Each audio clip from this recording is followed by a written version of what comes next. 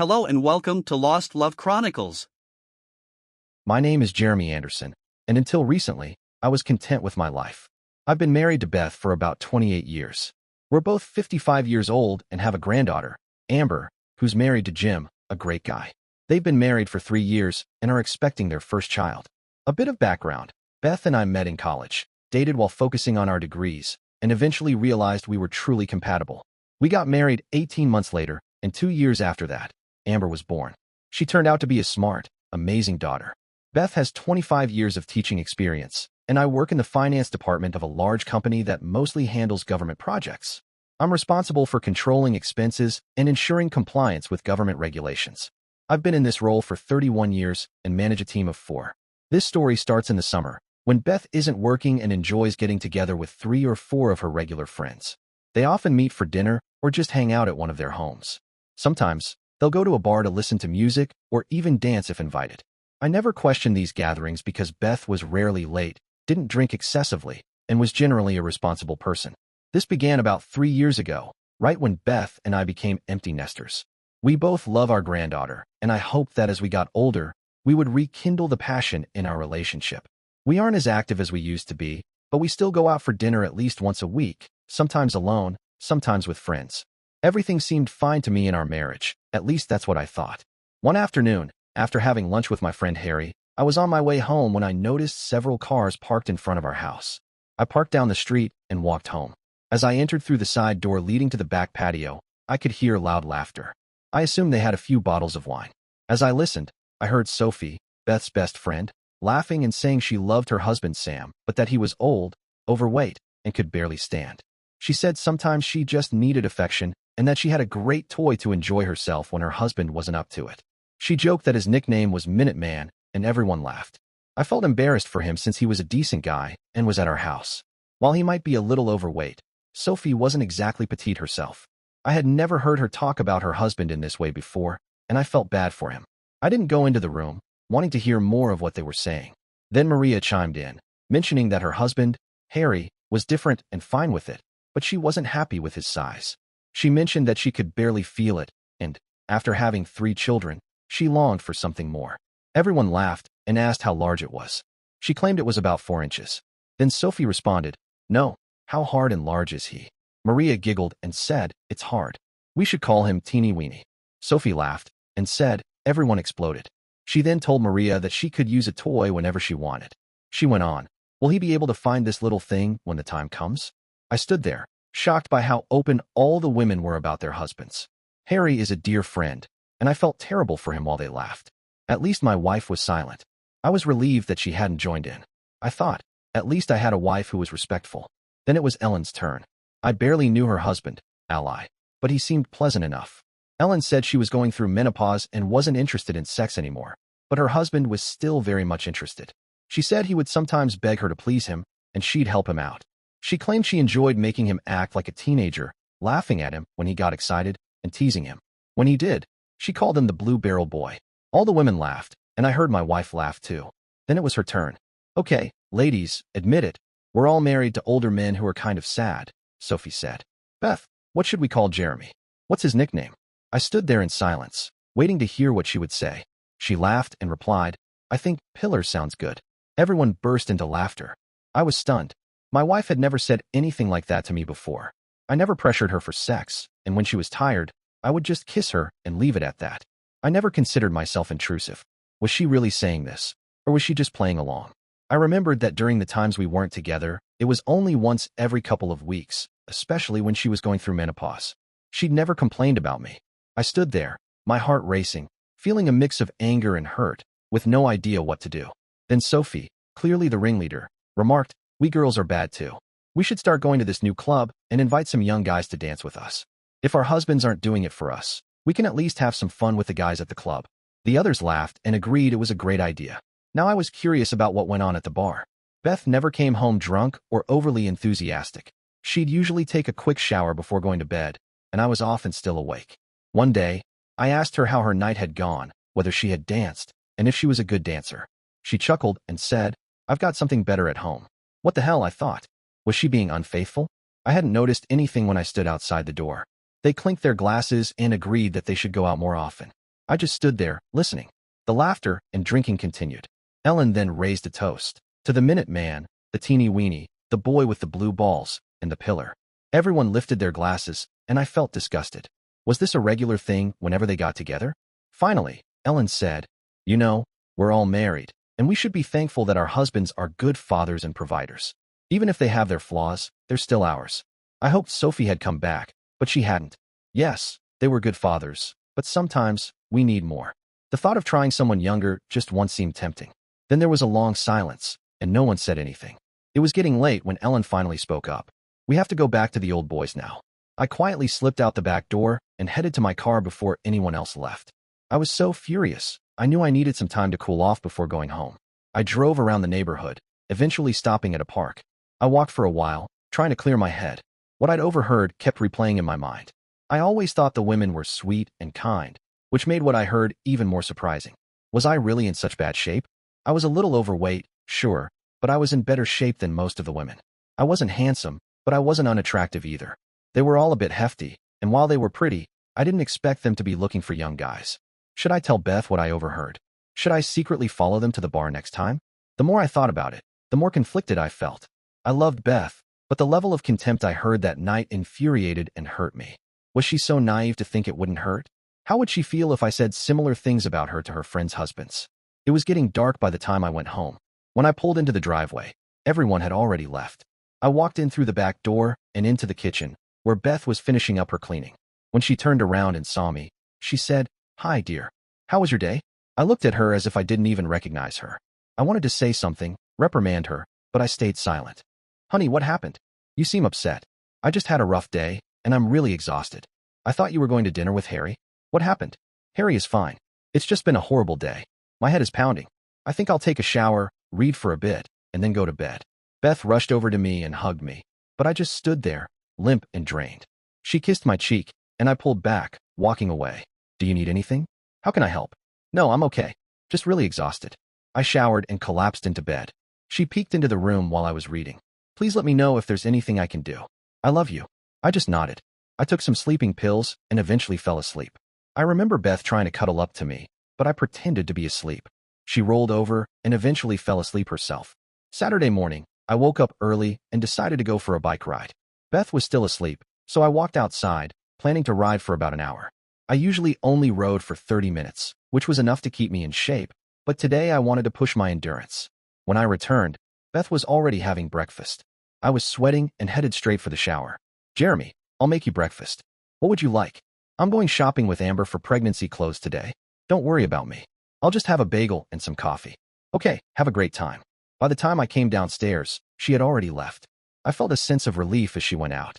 I couldn't think clearly about what to do at first, but then my anger fueled my determination. I realized I needed to gather more information about the trips to the bar. One of my assistants, Dan, a 32-year-old who had been working with me for nearly 5 years, might be able to help. As far as I remembered, my wife had only met him once, so maybe he could keep an eye on her without raising any suspicions. We still had a landline, and I considered disconnecting it, relying only on our cell phones. I also planned to monitor the home phone, possibly picking up something to track calls. I spent the entire day going through Beth's emails, which she never bothered to keep private. I reviewed about 2 years of correspondence and found nothing suspicious. I wondered why she hadn't deleted the old messages. Now, I was glad she hadn't. Around 5 o'clock, I heard her car pull into the driveway. She came storming in, talking about how great her day had been shopping for Amber. I was relieved since I really care about our daughter and thought she and her husband could use our help. Beth kept talking nonstop, and I just sat there, nodding along. Finally, she mentioned that she'd have some leftovers from last night's gathering for dinner. That brought me back to reality, and the anger I'd been holding back started to surface again. I tried to mask it, but she noticed that I was quiet during dinner. "Honey, what's bothering you?" she asked. "I'm fine. It's work. I just hope everything gets sorted out soon," I replied. She kissed me while I cleared the table. I knew Beth was a much better cook, but I at least knew how to clean up. She sipped her wine and sat at the table while I did the dishes. "Beth, are you happy?" I asked. "What does happy mean?" She responded, somewhat distant. "Certainly, I'm happy. How about you?" "I'm fine, but you sometimes seem a little distant. Are you enjoying time with your girls?" This was her opportunity to say something like, "Yeah, I love hanging out with my friends. We have so much fun because we're all the same age and have similar interests." Instead, she asked, Do you dance with other men when you go out and listen to music? She looked up at me and laughed. People sometimes ask me to dance, and I do. It's innocent, and I never let them get too close. Are you nervous around young men? Do you ever feel jealous? I asked. Well, Jeremy, I think you're the one who's jealous, she replied. Don't worry about it, dear. I'm just curious, though. 4 or 5 beautiful women sitting together can attract a lot of attention. Do you slow dance with them when they ask? Jeremy, what's up? You know I would never let anyone get too close. Do any of the other girls ever dance with the guys? I asked. She looked at me suspiciously and said, Jeremy, I don't think any of the women would do anything wrong. You know them all. They'd never do that. I thought for a moment and then suggested, why don't we host a picnic and invite them and their husbands? She shrugged and said, I think they're all busy. Okay. I was just wondering when you girls would be getting together again, I said. Then she added, Jeremy, I wanted to talk to you about this. Sophie has a lake house, and she suggested we all go there next weekend. I turned to look at her. When were you planning on telling me about that? I meant to mention it last night, but you weren't feeling well, she explained. When will you leave? We plan to leave Friday morning and return Monday evening, just in time for the 4th of July. We usually host a party on the 4th. Will you miss the party? No, I'll be back in time for the fireworks, she replied. You'll miss everything else. Amber and Jim usually come to visit, I said, sensing her discomfort. Beth looked at me, realizing I wasn't happy. Jeremy, I'll make it up to you when I get back. Sometimes girls just need a break. I nodded but felt a growing unease. After hearing the women's conversation, I couldn't shake the feeling that something wasn't right. I went into my office to think. She rarely took trips like this, and now, with everything I'd overheard, I had serious doubts. Beth came into the office later. Jeremy, you're not upset with me, are you? No, I just want you to tell me everything. By the way, who's going? Sophie, Maria, Ellen, and Tracy. She works with Sophie and is a close friend of hers. I don't know Tracy. What's she like? She's about our age, I think, but she's divorced. I felt a knot tighten in my stomach. My wife wanted to go away for a few days with some other women, and I had no idea what was really going on. It felt strange that she suddenly wanted to spend more time with her friends. Well, I was thinking we could spend some time together too, since they have Monday off, I suggested. That's really sweet, sweetheart, but this is the one time we can all get together. Don't worry. You and I will have some time before the summer's over, she said with a smile. As the week went on, I could tell Beth was excited about the trip, and my frustration only grew. I decided to try one more time. How about I join you on Friday evening and leave on Monday morning? I proposed. You'll still have time apart, but we could spend some time together too. She gave me a confused look. What's wrong with you? We just need some girl time. You have your time, but you won't like it if I go golfing with the guys over the weekend, I said, trying to make her understand. That's because it's too expensive, and I don't like being alone. Please try to understand. You're acting like a child. Her words stung, but I decided this would be my last attempt. Maybe she was right, girls did need time alone. But after what I overheard, my worries were stronger than ever. I had to learn more, so I came up with a plan. While Beth was in the shower, I grabbed her phone and tried to open it, but it was locked. She'd never locked her phone before. I needed to figure out a way around this. Our phones were nearly identical, so I took hers to work and left mine at home. Dan, our IT guy, was the perfect person to help me.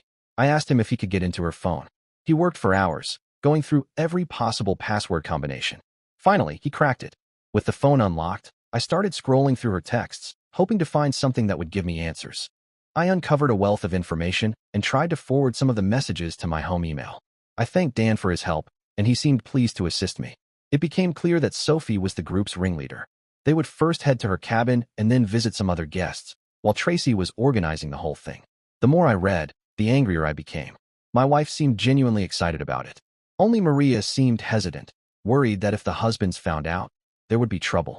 Sophie quickly dismissed her concern, saying it would be fun and that if no one knew, there would be no harm. Beth, my wife, agreed without hesitation. Ellen expressed her excitement, saying she couldn't wait. I sifted through as many emails as I could. When I got home, Beth asked if I had accidentally taken her phone. I admitted I had, and she exploded. Why did you take my damn phone? It's private. Don't look at it. Damn you, Jeremy. She was furious. I looked at her as though she had lost her mind. I realized it was your phone, but since you had locked it recently, I couldn't read it. It's obvious you were hiding something intimate from me. What's going on, Beth? Nothing, Jeremy. I just don't like people snooping through my personal stuff, she snapped. Do you have something to hide? I asked. Of course not, she retorted. That night, I had a restless sleep. I decided to call my daughter Amber, as she always spoke with her mother. I asked her if her mom had mentioned the trip, and Amber confirmed that she had. She seemed happy about it and reassured me, saying everything was fine. She just seems a little different. Maybe it's because she's excited about the baby. We can't wait. She added. Beth came home later and noticed I was upset. Honey, you know how much I love you. It's just a simple getaway, and I'll be happy to see you when I get back. She smiled, but I replied dryly, I hope so. The next morning, I got up early and went to work, deciding to check her messages again. Sophie kept assuring the girls it would be fun, but she never mentioned what they were actually going to do. Tracy was the only one who seemed to be organizing everything. I wanted to speak with Dan again, so I showed him some of the emails.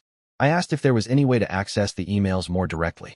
Dan looked over the messages and asked, Who is Tracy? I don't know. Someone who works with Sophie, I replied. Dan grinned broadly. She's my sister. She recently organized a bachelorette party for a friend. She told me one of her colleagues wants to hire a stripper for some of her friends. Tracy said she could arrange that for them. The funny thing is, her friend mentioned that there's a bachelorette party this weekend.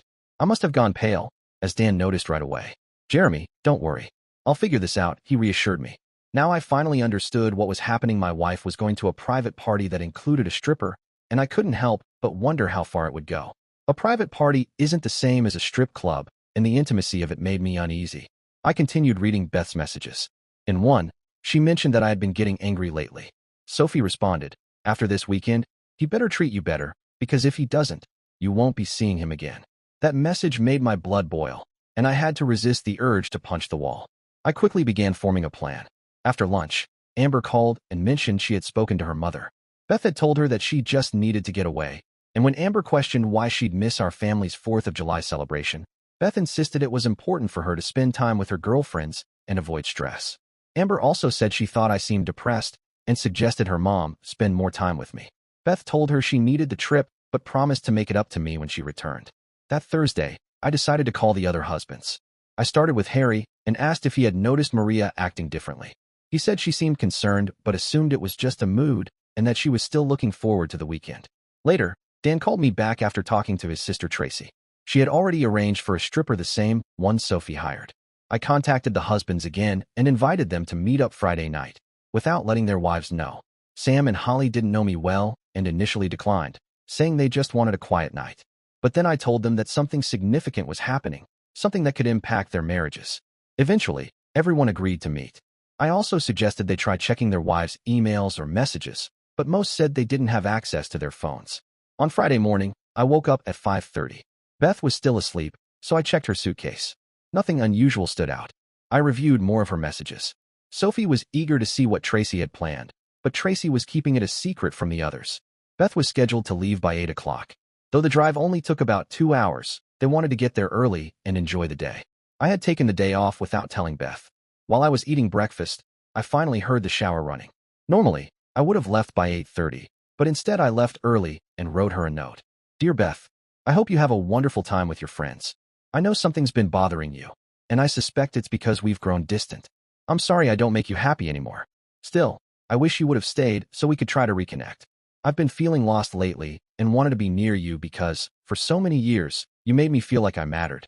I've loved you for more than 28 years, and no matter what happens, I truly wish you happiness in the future. When Sophie texted that she'd be picking Beth up at 8 o'clock, your loving husband Jeremy began to grow concerned. Beth replied, Sophie, something's wrong with Jeremy. I'm worried I won't be able to leave until I talk to him. Sophie responded dismissively, Beth, for God's sake, he's a grown man. He's probably just sulking about being left alone for the weekend. He'll get over it. Beth wasn't amused. Damn it. Sophie, this isn't funny. I'm starting to think he suspects something. I've been awful to him lately. I really need to talk to him. Sophie gave in, saying she'd call Harry to see what he could find out since he had also left early that morning. The women began reaching out, only to discover that none of their husbands were easy to reach. Sophie then messaged the group firmly, get ready. We're all heading out for the weekend, no excuses. The men will be fine. I had been preparing for this for days. Now it was in the hands of the men. Maybe we weren't as out of shape, clueless, or passive as our wives made us out to be. It's not too late, I told myself, to save our marriages, or at least stop them from being completely destroyed. Harry and I were already in contact when Sam and Ally arrived. Everyone looked tense, but I reassured them that concern was natural. I called you all here because I believe our wives may violate their marital vows this weekend, I said. Can you live with that? Then I laid out the entire story, how I overheard their conversation, how I accessed my wife's phone, and everything I'd uncovered about the planned weekend. Sam, Ally, and Harry were furious. The room went quiet. Then I presented my plan. We would leave early Saturday morning, drive up to the cabin, and watch events unfold from a distance. We all agreed to go dark, no phone calls, no texts, no emails. Let the women feel the silence. Let them wonder. It would be hard, but it was time to shift the pressure back on them. We talked late into the night and agreed to meet again at 9 a.m. I barely slept. My phone buzzed nonstop. Beth sent around 20 messages. At first, she sounded worried. Then her tone changed. She lashed out, calling me a selfish brat for trying to ruin her weekend. I eventually fell asleep. The next morning, I called Amber. She said her mom had been in contact and was clearly upset. Amber explained that Beth told her she needed to run away and have fun with the girls. After that, Beth hung up on her. I went into our shared accounts, as I normally manage most of the finances, and saw that Beth had withdrawn $500 for the trip. Now her intentions were clearer. I alerted the guys and told them to check their own accounts. They did, and sure enough, all their wives had made similar sizable withdrawals. Sam, Ally, and Harry felt humiliated and angry, especially by the sheer disregard shown to them. I urged them to stay calm for now. The confrontation would come soon enough. We knew something was scheduled to happen at 8 o'clock, so we needed to arrive in about 7 hours. We weren't about to let the girls down. After my conversation with the group, Tracy kept me informed. She explained how Sophie had approached her, asking if she knew a good stripper for a girls' night out. Tracy happened to know one from her past, and when I shared this information with my husband, his anger only deepened. Tracy even took several photos of the stripper and sent them to Sophie, who apparently was so excited she nearly lost control. The man was in his late 40s, tall, handsome, and impressively muscular. Tracy added that he was particularly well endowed, which Sophie definitely noticed. Sophie asked Tracy if the man would be open to doing a variety of things. Tracy relayed how Sophie joked that they were all married to old farts and just wanted to experience how a hot, younger man might treat 4 women. Tracy confided that the others weren't aware of all the details, but Sophie hinted it would be a private, exciting experience for everyone. As Tracy and I continued talking, the men in our group were fuming. Fortunately, we managed to calm things down for now, but we all sensed our relationships were standing on shaky ground. I texted Tracy as we got closer to check whether everything was in place. A few minutes later, she called me after stepping outside. I told her how grateful we were for her help and that maybe, just maybe, this would save a marriage or two. "I'm happy to help," she said. "My own husband was a cheat and a disappointment. When Dan mentioned your situation and I realized I was working with Sophie, I couldn't stay quiet. Sophie had already told the others that the stripper would be arriving soon. I needed the full truth, especially about Beth's reaction." Tracy hesitated, but eventually told me, "Jeremy, I think your wife is really under Sophie's influence. She gets dragged into things she wouldn't normally do. Please, Tracy, be honest. Did anyone confess to crossing the line at the bar?" "It's hard to say," she replied. "They said some guys kissed them and touched them a bit, but no one got too into it. As for your wife, she told them once she took his hand and placed it on his erection. She said it was huge. Then she pulled away and didn't take it further." "I understand," I said. "They know what's coming," Tracy added. "Sophie told them that if they enjoyed the feel of a big man's equipment, they'd really enjoy seeing it in action. She joked that they might even get involved." Tracy ended the call by saying, "I have to go. They think I'm chatting with the stripper." Then she added, "What your wife did wasn't unforgivable. Please understand it's Sophie who's pushing all of this." "Thank you, Tracy," I said. "Without your help, we'd still be completely in the dark." When I shared everything with the guys, their fury ignited again. But we were close, just minutes away from confronting them. I texted Tracy one last time. "We'll be there in 10 minutes. She replied, "Okay." They just finished dinner. It was 7:30 in the evening. The cabin stood on a small hill, overlooking a peaceful lake. Sam mentioned that it had been in his family for 3 generations. It was rustic but beautiful, with a stunning view and no neighbors for half a mile. We parked the car on a dusty road a few hundred yards away and made our way toward the cabin on foot. We overheard the women talking. They must have been on the cabin's back porch overlooking the lake. Sam quietly opened the front door, and the rest of us followed him inside. The women hadn't noticed us yet. They were sipping wine and deep in conversation. When Sam unlocked and opened the rear door, their chatter abruptly stopped. "Hello, ladies," Sam said with a calm smile. They all turned, stunned and speechless.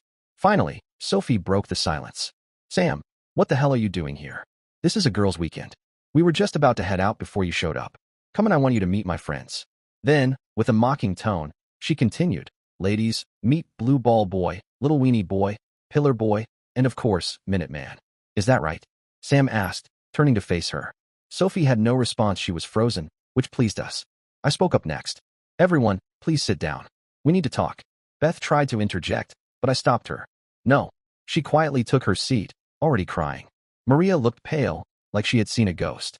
Ellen looked like she was about to have a breakdown. We'll speak first, then you can have your turn, I said. Turning to Tracy, I added with a smirk, so you're Tracy. You're amazing. My wife says you're her age. How old are you? Feigning surprise, Tracy replied, I'm 34. I glanced at Beth. Clearly, my wife is either blind or lying. Isn't that right, hon? I winked. The women were visibly nervous. It was almost 7:50, right around the time they expected the stripper to arrive. Some checked their watches. Finally, Ellen tried to divert the tension. Why don't we all just go out for dinner? I laughed. Nice try, Ellen. But I think your entertainment should be arriving any minute now, you know? The guy with the oversized equipment you've all been so eager to see. Beth started sobbing harder. Maria was already in tears. Harry snapped. Maria, how could you? You've disgraced yourself and me in front of your friends. You talk about my size. Fine, I'll get you a baseball bat, maybe that'll keep you satisfied. Then Ally spoke to Ellen. I've loved you for years, Ellen. But now all I see is betrayal.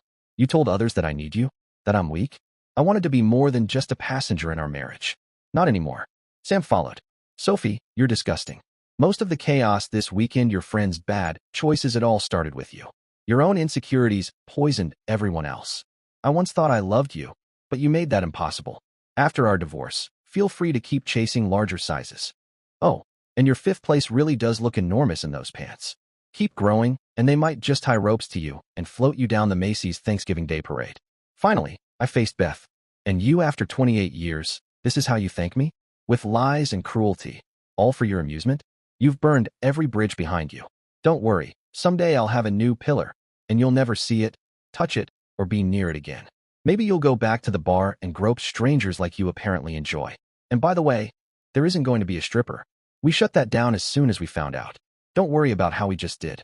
Honey, I hope the $500 you took from our account can help you find a new place to stay, or maybe you can go track down a stripper, I said. I've had enough. Have a nice life. The women followed us outside, trying to explain themselves, but I didn't hear a word. Before we left, we let the air out of 2 of Sophie's car tires. It was a holiday weekend, so she wouldn't be able to get them fixed until at least the next day. Tracy had already slipped away while we were still confronting our wives. We all went home. Beth kept calling and emailing me. Every message was an apology, claiming the whole thing had been a joke. One voicemail said, Jeremy, I'm so sorry. It was all just a joke between the women. We didn't mean to hurt anyone. I would never actually do anything with another man. It was meant to be fun, but I should have told you about it beforehand. I love you and can never replace you. I didn't respond. Instead, I went to Amber's house and had a peaceful picnic with her and Jim. I told her what happened, that her mother had hired a stripper for their entertainment, and I no longer trusted her. Amber was shocked and upset. When her mother called later, Amber asked her, So, did you enjoy the stripper? Beth tried to laugh it off, saying it was just a joke, and insisted Amber shouldn't mention it again. Our wonderful wives came home on July 4th. I had already spent the day with Amber and Jim. Eventually, Beth showed up too. Jeremy, Amber, Jim. I'm so sorry for what I did, she said. I want you all to know that I love you and will do everything I can to fix this. Amber replied, I'm very disappointed, Mom. I can't believe you thought this was okay. I haven't seen a stripper since college. Jim raised an eyebrow. Oh, really? I didn't know that about you. Amber quickly responded, Jim, that was way before I met you. I was a college kid back then, not an older woman like my mom. Beth broke down crying and left. Later that night, after the fireworks, I returned home. Beth had already gone to bed, apparently exhausted. That was fine with me. I moved my clothes into Amber's old room. The next morning, I got up early for work and left without a word. Beth eventually came out of the room. At the office, a coworker asked, How did everything go? It was rough, I said, but at least we stopped it from getting worse. Do you think your marriage can be saved? They asked. I hope so, I admitted. I still love her, but I'm not sure. That evening, Beth messaged me asking when I'd be home and said she wanted to make dinner. We really need to talk, she added. When I got home, the whole place smelled wonderful. Beth approached me gently and said, I missed you. I'm sorry for everything. Can we talk after dinner? Dinner was quiet, but the food was excellent. I've always loved her cooking. After we finished, she asked if she could bring dessert and wine into the living room. I thought to myself, she's going all in with the full court press. Jeremy, she began, I'm sorry about everything that happened over the weekend. We never actually intended to do anything with the stripper. Honestly, I didn't even know about it until we got there. Beth, when exactly did you find out? I asked. And why didn't you speak up, or at least tell Sophie it was inappropriate? I thought about it, she replied, but she organized everything. It was her cabin, so we all just kind of followed her lead. I pressed further. Tell me about those times you went to the bar. How many guys have you groped? And how many have groped you? I wasn't groped, and I didn't touch anyone, she insisted. Nothing like that happened. Well, one of your friends said a guy put your hand on his erection and that you commented on how big he was. That's not true, she said quickly. He may have accidentally brushed against me, but I never felt anything or did anything inappropriate. I've done a lot of thinking over the past 2 weeks, I said. I'm really unhappy. You didn't seem to care when I was hurting, and your lack of respect is appalling. The way you talked about us husbands was disgusting, like we were just clients, not your life partners. Where is all this coming from? She asked, looking wounded. We were just talking, it was girl talk. We exaggerate sometimes, especially when we've had a few drinks. I know it sounded bad, but we didn't mean anything by it. How would you feel if we husbands had said similar things about you women, especially something like calling one of you fat and laughing about it? I shot back. You'd be furious. What you did was unacceptable and deeply disrespectful. She lowered her head. I'm sorry, Jeremy. You're right. It was wrong. We should never have done any of it. I honestly don't know why Sophie pushed for this weekend the way she did. I do, I said. She doesn't respect her husband, and she convinced the rest of you to follow her lead. That's not true, Beth pleaded. I've never loved anyone more than I love you. Please, I promise I'll make it up to you. You're everything to me. We'll see, I said, but it's going to take proof. I moved all my stuff into Amber's old room. It's still pretty comfortable. She looked hurt. You're saying our marriage is over? No, I said, but I want you to see a psychologist. And no, I'm not talking about a pillow. I need to know you're really working on this. I didn't think our marriage was that bad, she said softly. I didn't realize how unhappy you were. I love you, Jeremy. I never meant to disrespect you or make you feel disgusting. You're not. I just took you for granted. That was my mistake. I don't think I need therapy, she added, hesitating. Let me put it this way, I replied. You let Sophie dictate your behavior, and I'm seriously concerned about her influence on all of you. That's why I think counseling is necessary. She looked shocked, but eventually agreed. I could tell she didn't fully agree with the idea, but she was willing. I told her I'd go with her if it helped, but she'd need to take the lead and find someone qualified. On a lighter note, all of us husbands agreed the women were right about one thing: we could stand to get in better shape. We committed ourselves to the gym and focused relentlessly on self-improvement. I grew stronger, both physically and mentally, and started feeling better overall. My daughter even remarked that I looked handsome, though that kind of thing doesn't usually matter much to a 56-year-old man. Still, it meant something. Here's where things stand now. 2 marriages are going through counseling, and 1 is nearly over. Sophie and Sam are headed for divorce. She moved out and went to live with her sister in another state. Sam was a bit down at first, but has started dating again. No one seems to miss Sophie. Ellen and Ally are in therapy and working to rebuild what they had before everything unraveled. Ellen is much more attentive to her husband now, while Ally has grown more confident and assertive. He's determined not to be seen as submissive again. I think they have a real shot at making it work. Maria and Harry? Well, Maria was the only one who genuinely believed what they were about to do was wrong. She now makes a point to express how much Harry means to her and loves telling people he's the best lover since Casanova. Harry seems to have bounced back from the humiliation just fine. As for me, Beth and I still share the same house, and technically we're still married. She's continuing her counseling. Meanwhile, I've found a new joy in my life, my beautiful granddaughter Brittany. Beth appears remorseful at times, though it's hard to know for sure. Our daughter Amber is encouraging me to give her mother a second chance. Beth and I have started becoming intimate again. It's okay, but I still long to feel the passion that once was there. She tells me she needs me and that she truly loves me, but only time will tell. I'm beginning to feel more confident in myself, and a few women at the gym have even shown some interest after hearing my story. For now, I'll just wait and see where life takes me next. Dear listeners, please share your thoughts in the comment section below and don't forget to like, share, and subscribe.